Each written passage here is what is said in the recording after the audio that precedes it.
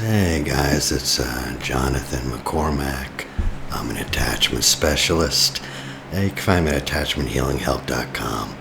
I want to talk about the kind of doom and gloom thoughts and feelings. These are things that a lot of anxious people have with anxious attachment, disorganized attachment, fearful avoidant. And these are almost like little obsessive thoughts. And they're never good. No one ever has obsessive thoughts about how wonderful they are. I just can't stop thinking about how great I am. This thought keeps going through my head, how competent I am. No. They're always bad things. And I do parts work, IPF, ideal parent figure meditation. And this is to work from the bottom up to become secure. And I'm not a huge fan of CBT, but there are some things you can do cognitively that really does help if you're struggling with some of these things.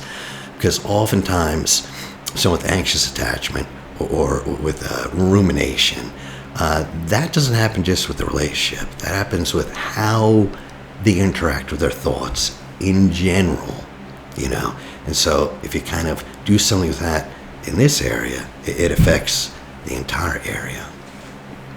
There's a fairly good book called Things Might Go Terribly, Horribly Wrong by Kelly G. Wilson. And this is where I got a lot of it from. One thing I notice is that people with attachment problems think it's something they have. Oh, I have anxious attachment. Yeah, it's terrible. I have an anxiety problem. I am an anxious this, that, the other thing, or whatever. That's a pattern. And it can be very unhelpful to take that as an identity. So instead of seeing this problem like something you have, like it's a virus, you can describe this in terms of your ability to function, And so if you're having trouble with ruminating thoughts,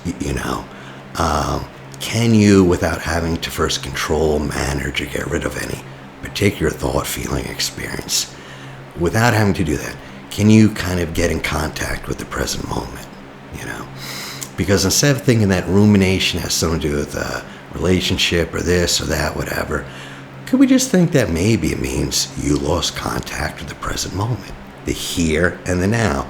Why? Well, because your thoughts are probably projecting the future. Oh, what if she leaves me? Oh, what if I get cancer? Oh, what if this happens? Well, right here, none of that's happening. You're just here in the now. And so when you start ruminating, if you noticed it, and you say, oh, wait. Well, maybe this problem I'll think about later.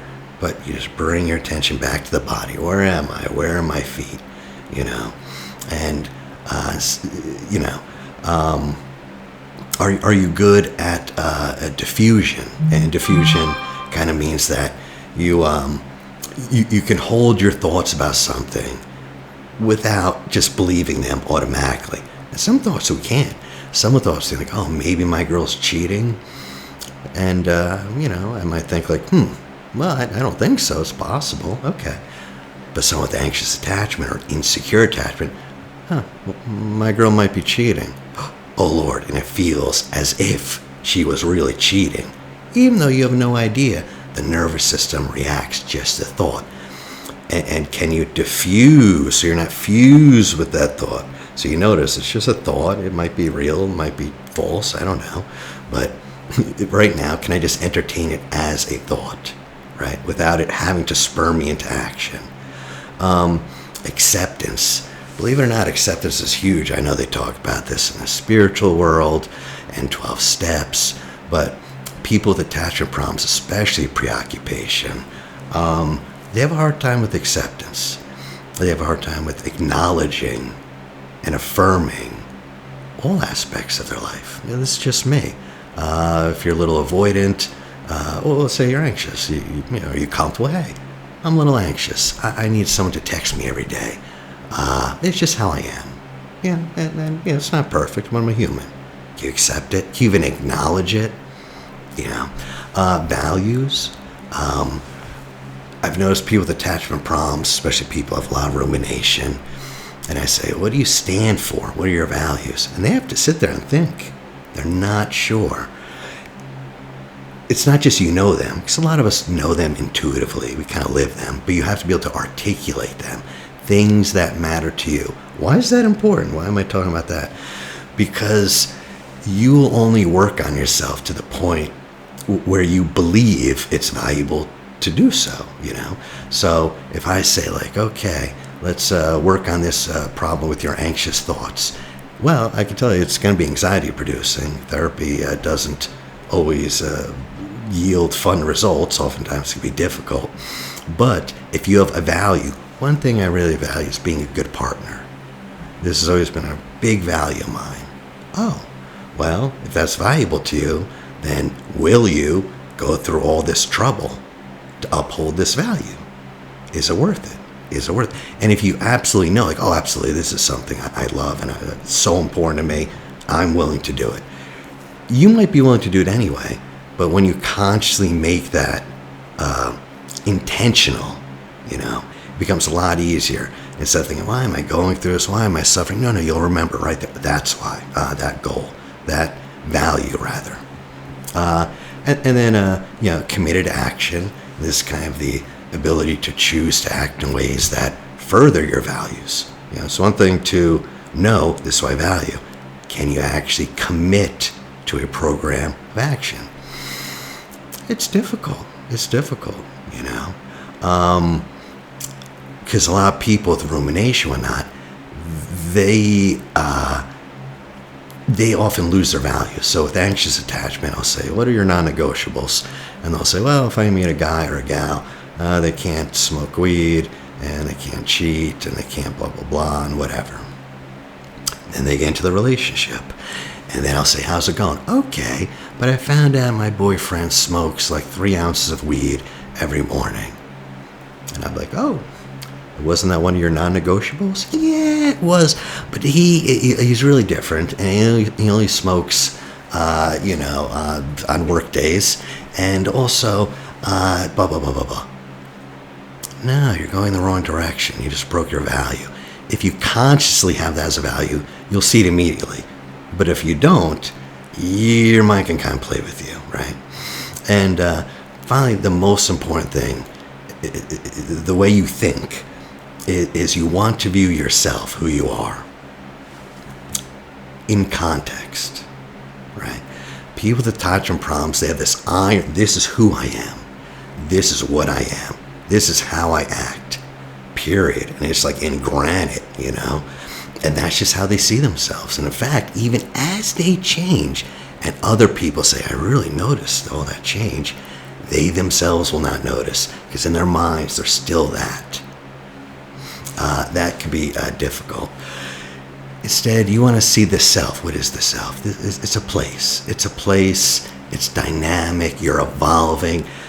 The self is the place where life unfolds. It unfolds. You know, it's not a fixed idea of what you're going to become. And you don't know where it's going to go. But that's where your self is, you know. If you can do that, okay, if you can do that, remain flexible, connected to the present moment, you know, instead of being pulled into the past, oh, all my regrets, or the future, oh, all my worries. You just stay present, you know. Keep your thoughts in perspective. They're just thoughts. This story I'm telling about myself, it's just a story. Maybe it's true, maybe it's partially true, whatever, but it's just a story. It's not the last word. There are other perspectives, things that I'm not seeing. It's just a perspective, you know. And if you can accept all the areas of your life, not that they're good, you know, they're painful, but they're there, you accept them, you know, and choose to articulate what you want in life, what do you want your life to be about, then commit to those things. You will not have much preoccupation if you can do all that. Your thoughts will be very flexible. Your sense of self will be very flexible. And you will be able to change very easily, you know, comparatively to other people. And it's this orientation towards life.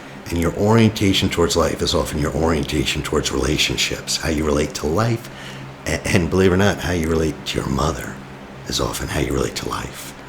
So Freud once said, like, the love of a good mother, those people are always successful because they go on the world and they expect the world to embrace them just like their mom did. And then if you read people who's like mothers hated them, people like Schopenhauer and you know, Others, like they live the most pessimistic lives, and because they just assume the world's going to reject them or not meet their needs, and that will lead to more of a kind of an avoidant attachment, So with life, what is life? Can you recognize it as a place of unfolding possibilities? Or is life these confining, rigidly defined stories about you and what you can be? Just your orientation, what is it, And oftentimes people with attachment problems, with anxiety, they think, you know what I'm going to do? I'm going to get cured. That's what I'm going to do. And then when I have no anxiety and I'm not so full of doubts and so-and-so, I'll go date and I'll get a relationship, Then I'll go to the party. Then I'll call up my friend. Then I'll start getting friendships, Well, I mean, you can do that. But here's the thing. You can also get friendships and get into a relationship with some of these problems, with still having anxiety. I mean, which is better, being in the relationship with anxiety, or you still got the anxiety, but you're not in a relationship, It depends where you're at, make sure you're at a good place, right? But even if you're not in a good place for a relationship, okay, go to a party with a friend. Okay, you can't do that? Cool. But can you do this? So can you go to that party with that fear, knowing it will not be that easy? Can you start a family knowing you might not be a very good parent, but you do know you're going to find sweet moments in your children. And you do know that just because you believe you're going to be a parent, that's just a thought. Really what you're saying is, I feel inadequate as a parent. Oh, well, that's different. A lot of people do. In fact, most parents do. Can you feel inadequate as a parent and still be a parent, I mean, whatever. Can you excel in your profession even though you struggle to make deadlines and you feel like a failure and you feel like there's a disgrace and you feel like, okay, well, but you could feel all those things and still do it and still excel, And I can tell you that I've known some of the most successful people, and people are shocked at what they're like inside, because they're so confident, and you get to know them, and they're like terrified. And I think, well, I wouldn't do that job, but that's the thing. Like, the job has so much value to them. To me, their jobs, I don't think it's that valuable. I wouldn't go through all that. But if it's that valuable, you will naturally wish to do it, because it'll be worth feeling all that pressure, And these are big differences in reality. One, you have a job. One, you have a career. One, you're at the party with friends, And the other one, you're not. So your actual life is a lot different. Actual life, not just in your head. In your head, it's the same in both places. Both you're worried and have fears. But in this one, you get an actual life. That's a big difference, And the second set is not all roses. I mean, it hurts and it's frightening. And at the end of the day, you will have suffered greatly. I mean, it's people wish there was another reality, and people keep selling you that, but it hasn't been like that for me. I don't know who it has been like that for. With joys, of course, and all the rest, Because the difference here is how your brain's working. One is projecting in the future, and the other is with these fears in the now. It sounds insane, but the truth is you cannot be anxious. It's physically impossible for you to feel anxiety in the present moment. All our anxieties are actually projections into the future, right? Now, in the present, you can feel a lot of things. Dread, panic. Usually it'll be fear. You can feel fear. And fear is a reaction to an actual threat. A dog is chasing you. Someone's literally breaking up with you. Anything. When you think of the thing you're worried about, that's anxiety. And you don't have to feel that, That's projected. And there's always a difference between the projecting and how the actual one feels. So thinking about going on a date, I feel very anxious. Oh, okay. And if I believe that, If I believe that that's going to be the reality, I might not go on a date, or it might be very difficult for me to go on a date. But I know I get anxious before a date, and I know I'll be anxious. But then in the date, what I'm projecting feels a lot different. It doesn't mean everything's great, maybe I do feel some fear, maybe there's some this, some of that. But I gotta say, I've never predicted how I was gonna feel, and it was like that. And when I was anxious, kind of hidden thoughts, can I really handle this? When I'm in there, I know I can handle it. There's no thought. It's so different. Even if it's not going well, even if I feel bad about myself, So the trick is when you start predicting, automatically say, this isn't how it's going to be. This is how it feels thinking about it. Thinking about it makes me anxious. Doing it, well, it's different. This is just how it feels just to be thinking about it, So the thing is, you can be pretty upset if your house burns down, you lose all your savings, You could be a little upset. But also, you could be upset if you just think your house might burn down. You might lose all those savings. Just thinking about it. Because believe it or not, I know many people who are millionaires, and they are terribly, terribly upset by the thought of them going bankrupt. But they're not going bankrupt. There's no reality there. They might, I don't know, next week they might, I don't know, maybe it'll happen, maybe not. But they're having the reaction to it, Meanwhile, if it actually happened, they would probably respond very differently. I don't know how. I'm not saying in a good way, but it'd be different, So you suffer not just when things go wrong, but also when you think they'll go wrong. And the think you go wrong, we can eliminate all that suffering. All that suffering. So you only suffer when things do go wrong, which they do. So there's still plenty of suffering left. Don't worry. You're not going to run out of that anytime soon. Yeah, the world's pretty good with that. Probably they got a lot of extra too. But I can say also, especially with relationship issues, we often prefer a predictable, obvious suffering that may or may not happen at the time because it's comfortable and we can make predictions and we know it, The big problem with particularly anxious attachment, but also fearful, avoidant, disorganized, and in general, people with rumination, they hate ambiguity. They do not do uncertainty. They need to be certain of things. They need to be sure, And that's evolutionarily. We needed to do that. We needed to have quick responses to predators. And if it's leaning a little bit this way, you just jump, you just automatically. But when you struggle with anxiety, it can be a great source of suffering, And because of that, we often go to great lengths to avoid it. And we often do that even though avoiding it is painful. I have so much anxiety when I date.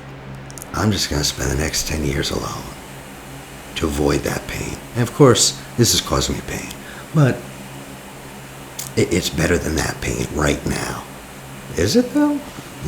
That's what we think. We think avoiding it. Why else would I avoid? I avoid to avoid pain. And yet the very thing I'm doing, avoiding, is the thing causing me the most pain. And with those thoughts, you start deciding or weighing pluses and minuses. If you get obsession, like, should I stay with her? Should I actually get married? Should I do this? Should I do that?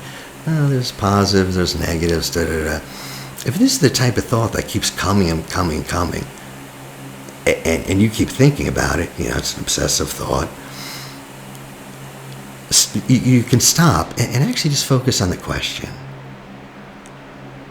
On the question to yourself. Like, what was my actual question? Forget the, wait, is my girl cheating? Should I get married? Should I get married? Yeah, should I get married? And just go with the question for a couple moments, and just noticing how your body is reacting to that question by making kind of these predictions, And if you notice the question, why are you even, girl, you're cheating? Why would you be worried about that? Why? Because you have evidence? Well, if you have evidence, you'll know right away. Rather likely, you're feeling insecure here, now, right? You're like, should I get married? Well, you're feeling insecure about something. Well, maybe about getting married because you're not sure. That's fine. There's nothing wrong with that. You don't have to be 100% certain. So what? So what? And if you notice, the question, you can go back to what's happening in your body right here, right now. What's going on in your life. And you will start obsessing over that other thing. Because it's really about being insecure right now. The object is to develop sensitivity to the ways your mind and body react to ambiguous situations.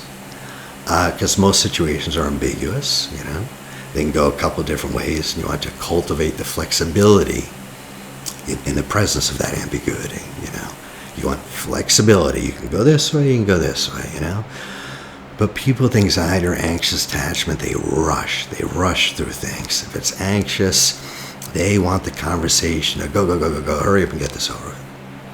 If it's uncomfortable, whatever happens, they want to rush, Want to rush right into the relationship, rush right into commitment, rush, And learning to sit with that, that's usually the beginning of a life without any anxiety that you can learn. If you can learn to love ambiguity. I love poetry, so I love ambiguity to begin with. But if you can resist the urge to chase answers, that's what we think. I'm uncomfortable, but if I figure out something, I will get an answer, and then I'll feel settled because I'll know something, and I'll da-da-da. And then, 40 years later, the thoughts are still going in your head. And it's like, well, perhaps this isn't working, Perhaps I get to sit with this weird feeling that I don't know. And I'll just sit here, and I don't have to know, Because many of these questions are unanswerable. You don't have enough information. Is this right, the marriage? Who knows? There's so many factors. How can you possibly know? The best you can do is be reasonably assured. That's all, Because most things in life that you care about are actually likely to be the most ambiguous things. And if you can't foster some ability to appreciate ambiguity, you're going to suffer from a lot of anxiety. You need a place for it, because you're going to be trying to eliminate, uncertainty, ambiguity, get away. Well, if you do that, there's not much left in life. Not relationships. They're very insecure, and you really never know what's happening with them. It's an ambiguous place. You don't know how your partner's feeling at times. You just don't know. And learning to live with this ambiguity, it is powerful. I mean, this is like a superpower. And I know it sounds counterintuitive, but loving ambiguity. Loving, not just tolerating. You can learn to love it. Love as an act, In other words, you can learn how to care and even cherish that ambiguity, allowing it, inviting it into your house, into your life. Just give it a little glass, crack a beer with it, talk about its life, how you doing, ambiguity. And just be with it, Oftentimes, we're very judgmental. So it's funny, something bad will be happening, right? I don't know, I'm arguing with my girlfriend a lot. And that will be, they'll picture that as a bad thing. Well, that's a judgment. They picture that as a problem. Yeah, you could define it that way. It could be a problem for further intimacy, of course. Of course it could be a problem. And then you're thinking, I need to solve the problem. So that's the thing. We're going to solve problems here, And all of a sudden, your mind is going to start looking for answers. Problem solving often doesn't work well in the relationships. It makes sense that our problems dominate our awareness. Like, of course. The problem with problem solving is that when we label something a problem, the mind blows it up, and that's all we can see.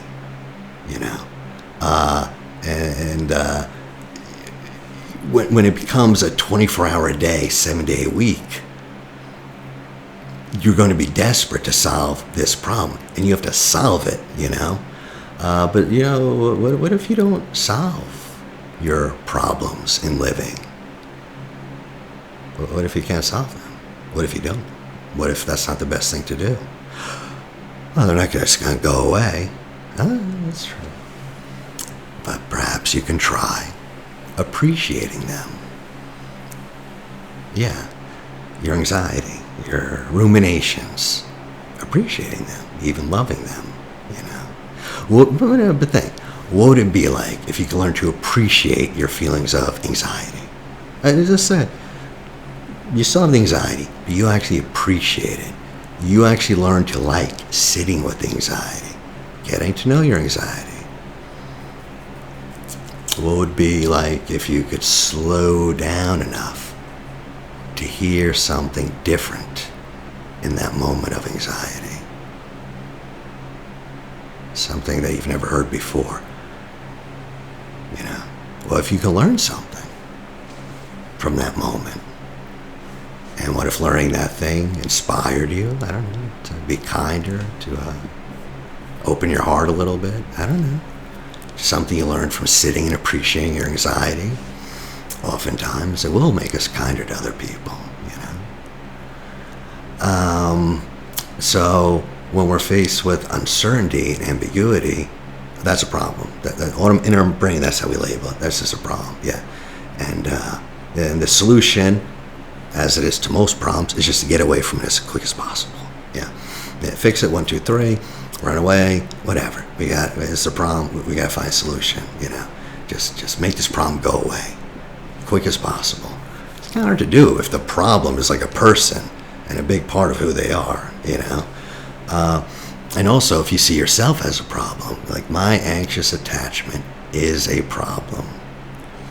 That sounds almost like a fact to people. You're probably thinking, well, yeah, it is a problem, But the problem with that is now how you relate to yourself. How do you engage with your anxious attachment? How do you experience your anxiety? How do you do that? How do you relate to it? As an enemy? This terrible thing like a virus you just want it out of you? That's a part of you. It's a part of you. So what if your willingness to let that part cause this suffering, just be with it, allowed you to hear what it was telling you, Just part of you suffering that you might not know. And, that's you. I mean, if it was someone else, if it was a kid, wouldn't you go and love it? Wouldn't you be like, oh, that's terrible? And yet you are the one who's having this anxiety. And that part of you is becoming dysregulated. Can you love yourself? That's part of you. Can you soothe yourself? I mean, if you relate to this thing as a part of you that you can appreciate, because it's you. It is part of you, It's part of your experience, at least. That will change your relationship with it, and will change your experience of it too,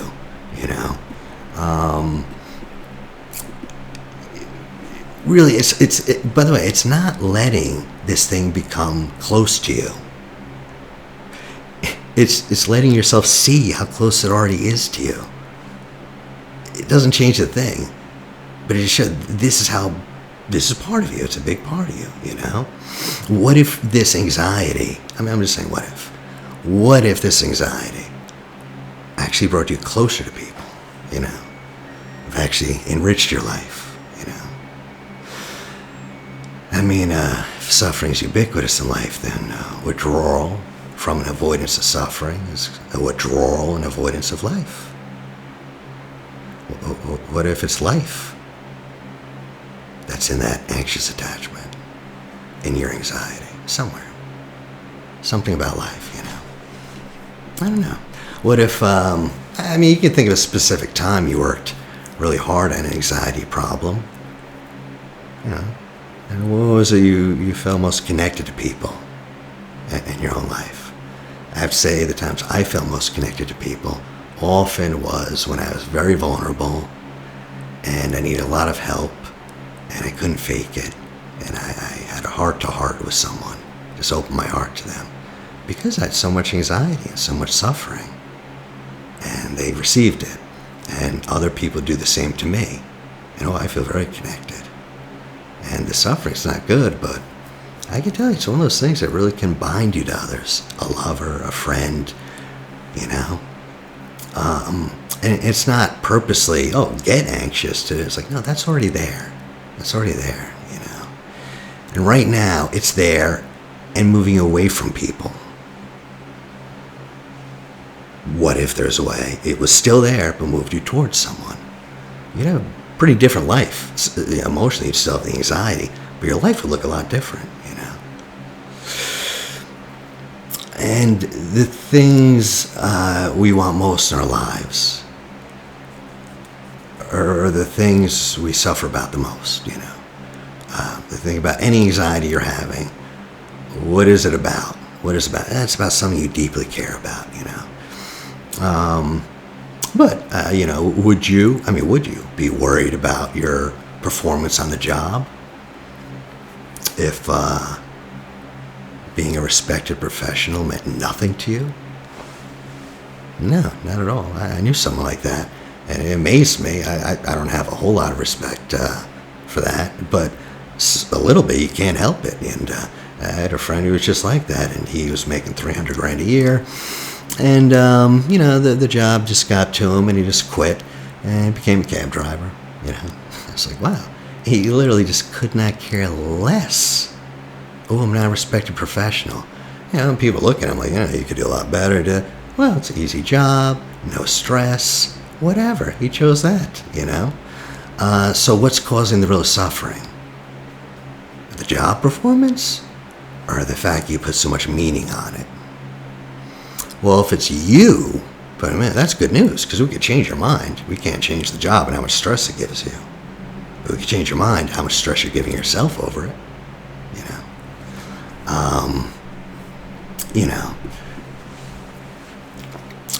And so, just briefly, like I said, if you feel apprehension, alarm about something in the here and now, that's fear. That's not anxiety.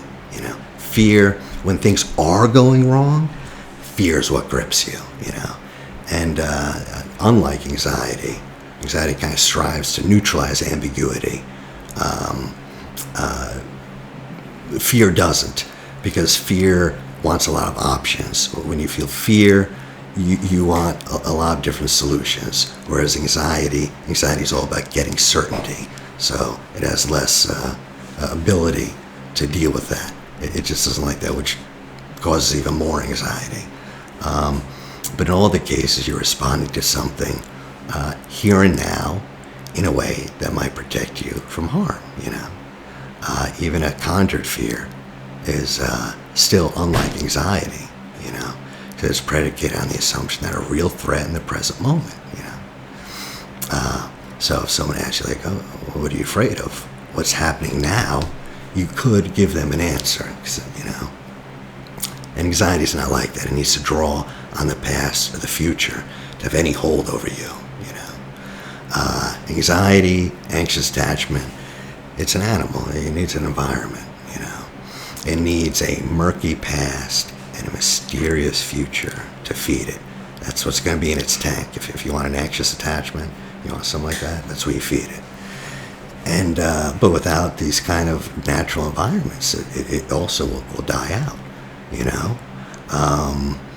And so realizing that is just a huge step, and just kind of because you can immediately just bring your attention back to the present moment, to what's unfolding right here and now, just every time. So I'll go over this, like I made 2 more videos, and I'll have some meditations.